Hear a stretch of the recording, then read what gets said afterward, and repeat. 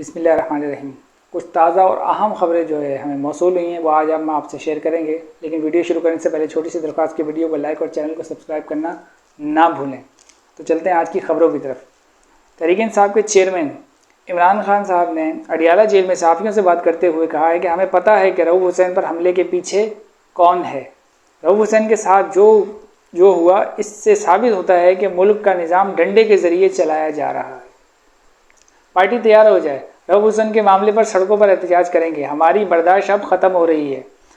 मुल्क के हालात की वजह से सड़कों पर नहीं निकल रहे थे क्योंकि मईशत इस काबिल नहीं कि एहतजाज बर्दाश्त कर सके। लेकिन कोई भी नुकसान हुआ, अब की बात करें, लेकिन अब कोई भी नुकसान हुआ तो ये खुद जिम्मेदार होंगे। इमरान खान का मजीद कहना था कि पार्टी तैयार है, हम असम्बली और बजट इजलास नहीं चलने देंगे। शहबाज शरीफ कह रहा है कि मुश्किल फैसले करने पड़ेंगे, लेकिन मुश्किल फैसले तब कामयाब होते हैं जब लीडर को खुद कुर्बानियां देता है।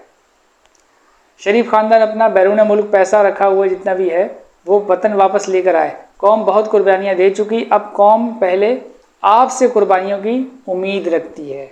तमाम केसेस जो भी अदालतों में चले, तमाम केसेस बराह रास्त नशर किए जाएं ताकि कौम को पता चले कि असल में चोरी किसने की। 30 मई को सुप्रीम कोर्ट ने मेरा मैच है, सब तैयार रहें। 8 फरवरी से पहले हमें 3 सज़ाएं दी गई, लेकिन आवाम ने इन तमाम प्रोपेगेंडे के बावजूद तहरीक इंसाफ को जितवाया। इनको लगा था कि हम इलेक्शन से भाग जाएंगे, लेकिन अब इस्लामाबाद पंजाब में मीडिया का मुंह बंद करने के लिए फार्म 47 की वज़ीर आला ने हितक इज़्ज़त का कानून पास किया है। इस वक्त मुल्क में खौफ के ज़रिए निज़ाम चलाया जा रहा है। मैं रऊफ़ हुसैन के कातिलाना हमले की मजम्मत करता हूँ। ये इमरान खान साहब का बयान है अडियाला जेल से। अच्छा, दूसरी खबर जो है वो सीनियर सहाफ़ी मोहम्मद मालिक ने दी है। ये थोड़ी सी इंटरेस्टिंग है, और अगर ऐसा होता है तो पब्लिक जो है, जो पाकिस्तानी कौम है, वो अंदाज़ा लगा ले कि फिर ये जो हर साल और हर 2 साल बाद या तकरीबन हर साल ये ड्रामा होता है, तो ये फिर समझ जाएं कि ये प्लानिंग के ज़रिए होता है। पर खबर पढ़ देता हूँ, आप इसको फिर खुद चाहे वो कर लीजिएगा, महसूस कर लीजिएगा कि यानी ये मामला किस तरफ जा रहे हैं। सीनियर सहाफ़ी मोहम्मद मालिक ने अपने एक बयान में कहा है कि गंदुम स्कैंडल के बाद अब एक नया स्कैंडल आने वाला है और साथ एक नया बहरान भी आने वाला है। सहाफ़ी मोहम्मद मालिक का मजीद कहना था कि हुकूमत ने बैरून मुल्क चीनी एक्सपोर्ट करने का मंसूबा बनाया है, इस पर वो काम कर रहे हैं, ठीक है। और लॉजिक ये दे हुकूमत ये नहीं फरमा रही कि, और हुकूमत लॉजिक ये दे रही है कि एक्सपोर्ट से फॉरेन एक्सचेंज आएगा, लेकिन होगा ये कि जब मिलियन टन चीनी एक्सपोर्ट होगी तो पाकिस्तान में चीनी का रेट बढ़ जाएगा, यानी यहाँ पे शॉर्टेज हो जाएगी। जब ज़्यादा मुल्क से बाहर जब एक्सपोर्ट कर देंगे तो ये उसकी प्लानिंग बता रहे हैं कि जब ये बहुत ज़्यादा बाहर, यानी अभी एक्सपोर्ट खोल देंगे तो चीनी बाहर जाने लग जाएगी, तो इतनी ज़्यादा फिर चली जाएगी, यानी प्लानिंग के तरीके बता रहे हैं कि फिर यहाँ पे शॉर्टेज हो जाएगी। अच्छा, फिर आगे सुनिए कहानी। चीनी इतनी ज़्यादा एक्सपोर्ट होगी कि हमें फिर इम्पोर्ट करनी पड़ेगी, ये मोहम्मद मालिक साहब फरमा रहे हैं। फिर हमें यानी ये मानो कि भाई हमारे तो शॉर्टेज हो गई थी, फिर इम्पोर्ट करनी पड़ेगी। मोहम्मद मालिक का मजीद कहना था कि हुकूमत ने इम्पोर्ट पर भी माल बनाएगी और एक्सपोर्ट पर भी माल बनाएगी। ये सहाफ़ी हैं मोहम्मद मालिक साहब, ये उन्होंने जो है ना इस चीज़ का इंकिशाफ किया।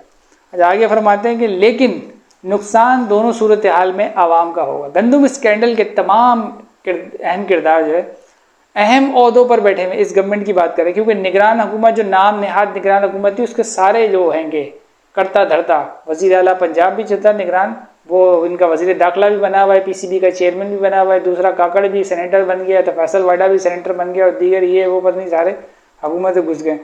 तो उनके बारे में ये फरमा रहे हैं कि वो तो सारे अहम ओहदों पर बैठे हुए, लेकिन हमें ये बताया जा रहा है कि ये सब निगरान हुकूमत ने किया। मतलब गंदुम स्कैंडल का बता रहे हैं कि जो भी किसानों के साथ हुआ, उनको जो भी नुकसान हुआ पाकिस्तानी किसानों का, ये सब निगरान हुकूमत ने किया, और निगरान हुकूमत की पूरी लॉट लेके ये लोग बैठे हुए हैं हुकूमत के अंदर।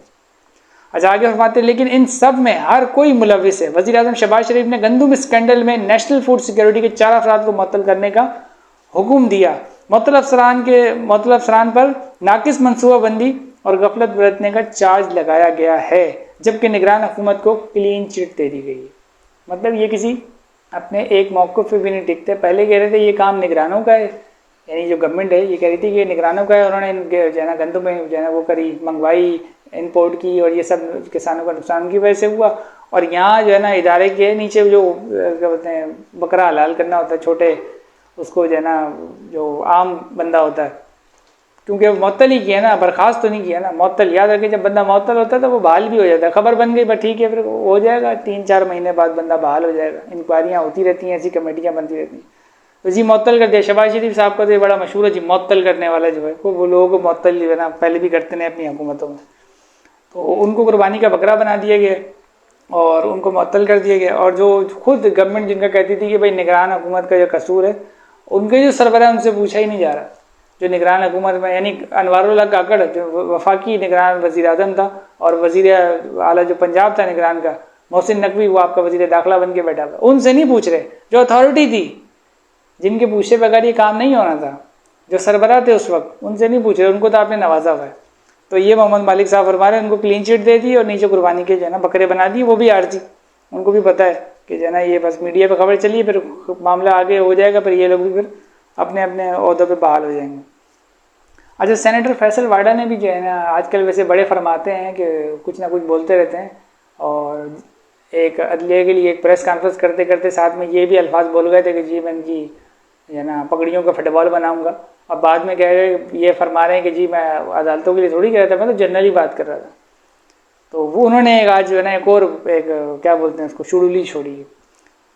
तो सेनेटर फैसल वाडा ने एक न्यूज़ चैनल से गुफ्तगू के दौरान बड़ा इल्ज़ाम आयद कर दिया। सेनेटर फैसल वाडा का कहना था कि सानिया 9 मई के अंदर साबिक, ज़रा इस पर तवज्जो दें, ये क्या फरमा रहे हैं। सानिया 9 मई के अंदर साबिक DGISI जनरल फैज़ हमीद का किरदार था। ये सुनने में तो बड़ा यानी आसान से एक जुमला होकर गुजर गया, लेकिन अभी मैं इसको ज़रा तफसील से बताऊंगा कि ये क्या बोल के चले गए। अच्छा, उनका किरदार था जिसके मेरे पास कुछ सबूत भी मौजूद हैं। मुल्क और अपने इदारे के खिलाफ गद्दारी की सज़ा मौत है, फैसल वाडा साहब फरमा रहे हैं। साफ़ी ने सवाल किया कि आप उनको गद्दार क्यों कह रहे हैं, जिस पर फैसल वाडा ने कहा कि मैं इनको गद्दार समझता हूँ इसीलिए कह रहा हूँ, ये मेरी राय है। और ये भी साथ में फरमा दिया कि मेरे पास कुछ सबूत भी हैं। तो ज़रा इसको जब तो आप मैंने कहा तफसील पे इस पर बात करते हैं। तो पहले तो बात ये, भाई फैसल वाडा जो है किसी जमात के तो हैं नहीं, आज़ाद जो है ना ये सेनेटर बन गए, और ये कुछ आज़ाद लोगों के सेनेटर हैं, और किन के सेनेटर हैं वो आप लोग ज़रा ज़्यादा बेहतर तरीके से जानते हैं। लेकिन जिनके ये सेनेटर हैं जिन्होंने इनको मुंतखब कराया है, अब इनके अल्फाज देखें, ये किस इदारे पर इल्ज़ाम लगा रहे हैं और कितना बड़ा इल्ज़ाम लगा रहे हैं। यानी बकौल इनके इन्होंने गद्दार भी करार दिया और बोला कि ये उसमें मुलविस भी थे, मतलब 9 मई के मामलात के अंदर मुलविस थे। तो 9 मई का जो है इस्टेब्लिशमेंट के क्लेम ये करती है कि 9 मई को है ना रियासत पे हमला किया गया, वो भी ये क्लेम करती है गद्दारी। तो क्या ये बताने की कोशिश कर रहे हैं कि हमारे मुल्क का जो DGISI रह चुका है वो गद्दार था? इतने अरसे तक जो हमारे मुल्क का DGISI रह चुका है, जो हर किस्म की यानी इंटेलिजेंस वगैरह और काले सफ़ेद का जो एक किस्म का मालिक ही था, ये कह रहे हैं कि वो गद्दार था। यानी ये कोई मामूली इल्ज़ाम नहीं है, ये बहुत ही संगीन किस्म का इल्ज़ाम हमारे इदारे पे लगा रहे हैं फैसल वाडा साहब। अब ये किस वजह से लगा रहे हैं, इनके इन्वेस्टिगेट करना चाहिए, इनको पकड़ के कि भाई आप सबूत दो। और ख़ुद मेरा जहाँ तक मेरी राय ये है कि खुद जनरल फैज़ जो है वो इनको हितक इज़्ज़त का जो है ना वो भेजते हैं। अभी वैसे भी पंजाब असम्बली में जो है कानून नया नया पास हुआ है, तो वो इनको भेज दें फ़ौरन, और नहीं भी है तो वैसे भी एक हैगा दूसरा पुराना लॉ भी है, उसके मुताबिक इनको बुलाएं और बोलें साबित करो। और कुछ नहीं तो इदारा जो DGISPR है वो इस मामले में कुछ बोले कि ये कैसे हमारे जो है ना एक साबिक, वो भी कोई मामूली नहीं, कोई मेजर नहीं, एक साबिक DGISI उसके ऊपर इतना संगीन इल्ज़ाम लगा रहे हैं। तो ये फैसल वाडा के अंदर आजकल बहुत हिम्मत आई हुई, और ये किसी को भी जो है नहीं छोड़ते, किसी के ऊपर भी कुछ भी बोल देते हैं, कभी जजों को कुछ बोल देते हैं तो आप यहाँ तक पहुँच गए।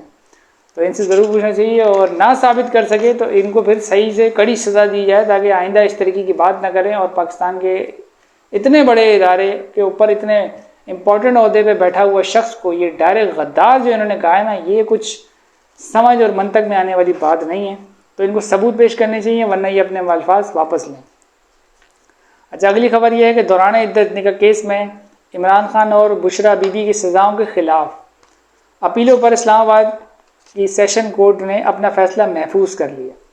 इन अपीलों पर महफूज फैसला 29 मई को सुनाया जाएगा। वाज़ेह है कि इद्दत निकाह केस में अदालत ने पाकिस्तान की तारीख में पहली बार किसी को मुजरिम करार देते हुए 7 साल यानी मियाँ बीवी को कैद की सज़ा सुनाई थी। जिस पर आवाम में यानी काफ़ी यानी एक किस्म का शदीद यानी गम गुस्सा भी पाया गया, क्योंकि बाकी जैसे सियासतदानों पर करप्शन के केसेस होते हैं, दीगर होते हैं, उन पर तो चलो समझ आता है कि भाई एक पब्लिक का भी एक वो होता है ओपिनियन कि भाई हुकूमत पर रहें तो ठीक है, कुछ किया होगा। लेकिन ये जो पहली दफ़ा जो पाकिस्तान में ये काम डाला गया है ना कि आप लोगों की पर्सनल लाइफ में इस हद तक चले गए कि अब आप इद्दतों के निकाहों के भी फैसले, मतलब किसी को इससे यानी तासुर ये गया कि इंतकाम, यानी तासुर की बात करो मुबैना तौर पे ये गया कि आप एक किसी को सियासी तौर पे इंतकामी यानी सियासत का निशाना बनाते हुए यहाँ तक पहुँच गए कि अब आप उसके यानी जो पर्सनल जो उसके मामला हैं, ज़ाती नौयत के मामला कि भाई उसने शादी कैसे की, उसके अंदर भी है ना दखलंदाजी, और उसको भी कानून के दायरे में लेकर, और पाकिस्तान की तारीख में ये पहली सज़ा है ये वाली कि मैक्सिमम सज़ा दी गई इद्दत में निकाह केस पे। ये शायद आपने कभी पहले इस पूरी यानी न्यूज़ की हिस्ट्री छान लें आप पाकिस्तान की, ऐसा केस आपने पहले कभी सुना भी नहीं होगा। मतलब एक शख्स को जो है ना निशाना बनाने के लिए ये कानून का सहारा लिया गया और उसको खोद के निकाला गया, और उसमें जो मैक्सिमम सज़ा है वो दी गई। तो ये एक अफसोस नहीं। बाकी उन पर तोशा खाना का केस चले, उन पर 90 मिलियन पाउंड का केस चले, उस पर तो खैर उनकी भी वो एक अजीबोगरीब तरीके से वो सज़ाएँ सुनाई गई। बहरहाल चलो वो समझ आता है कि भाई वो इक़्तिदार में रहे तो उनकी इन्वेस्टिगेशन हो रही है और वो उसको भुगत भी रहे। लेकिन ये वाला जो काम किया ना, ये नाकाबिल बर्दाश्त था।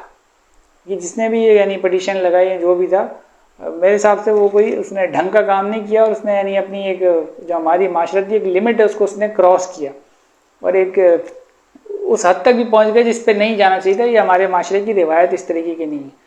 और उलमाए कराम भी जो है इस मामले पे जो है ना उनके आया कि भाई औरत का कॉल, क्योंकि औरत के उससे रिलेटेड मामला था ये शरई तौर पे, उनका भी मैंने जब यानी इस तरीके से स्टेटमेंट देखी उलमाए कराम की, तो उन्होंने कहा कि भाई औरत का कॉल मोतबर है। और यानी ये देखें कि जिस मुफ्ती को यानी जो ये अदालत में पेश हुआ है कि हाँ मैंने जो है ना इद्दत में निकाह कराया था, उस मुफ्ती का मिंबर पे बैठ के मौजूद ये जो है ना बयान रिकॉर्डेड मौजूद है कि वो अपने जुम्मे के खुतबे में ये फरमा रहा है कि इद्दत में औरत का कौल मोतबर है। मतलब औरत बोलते मेरी इद्दत पूरी हो गई तो उसको कोई क्लेम नहीं कर सकता शरई तौर पर।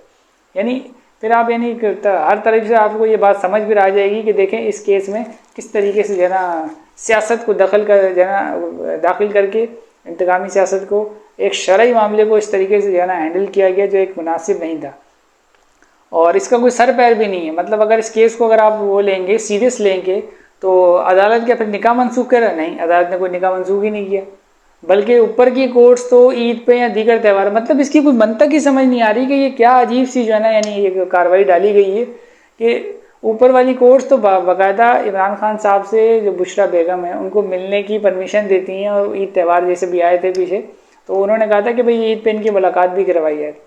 तो अगर ये निकाह ही नहीं था तो वो कोर्ट तो इसको एक्सेप्ट ही नहीं करती ना, और अभी भी उनको जो है ना वाइफ के तौर पे ही देखा जा रहा है ऑफिशियली। तो ये फैसला बड़ा अजीब व गरीब था इसका, यानी बस एक ऐसा महसूस हो रहा था कि बस फटाफट जो है ना बस सज़ा दे के जो है ना वो करना है। यानी जो महसूस हुआ मुबैना तौर पे कि बस ऐसा है कि भाई सज़ा दे के भाई ये डिक्लेयर करना है कि हाँ भाई ये तो बंदा जो है ना इलेक्शन से पहले भाई इसको इतनी लंबी सज़ा हुई। तो जहाँ तक मैंने पहले भी बताया था कि ये जो केस है अभी ये फैसला महफूज हो गया, और उस फैसले का अंजाम क्या होगा वो तो मैं पहले भी आपको बता चुका हूँ कि ये उड़ जाएगा, इसकी कोई अहमियत नहीं है। ये बिल्कुल ये बेतुका सा केस था, इसकी बिल्कुल किसी भी किस्म की अहमियत नहीं है। कम से कम ये केस तो जाएगा, बाकी केसों को भी मैं प्रेडिक्शन कर चुका हूँ कि उनका भी क्या हाल होना है, लेकिन ये केस तो जाएगा ही जाएगा।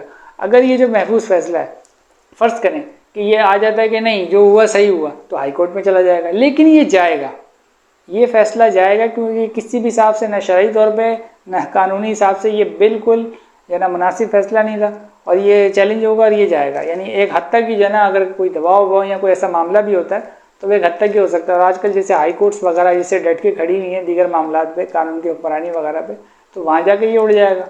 अभी तो छोटी अदालत है ना, तो ऊपर जाएगा। तो अगर ऐसा कुछ हुआ हो, मैं एक मिसाल दे रहा हूँ, अगर ऐसा कोई मामला हुआ तो ये वहाँ जाके उड़ जाएगा, लेकिन इसने जाना ही जाना है। तो ये थी कुछ आज की जो है मखसूस खबरें। अभी मज़ीद भी कुछ खबरें, लेकिन वो पहले हम उसकी तहकीक कर लें, वो आपसे शेयर करेंगे। मिलते हैं अगली नेक्स्ट वीडियो में, तब तक के लिए अल्लाह हाफ़िज़। पाकिस्तान जिंदाबाद।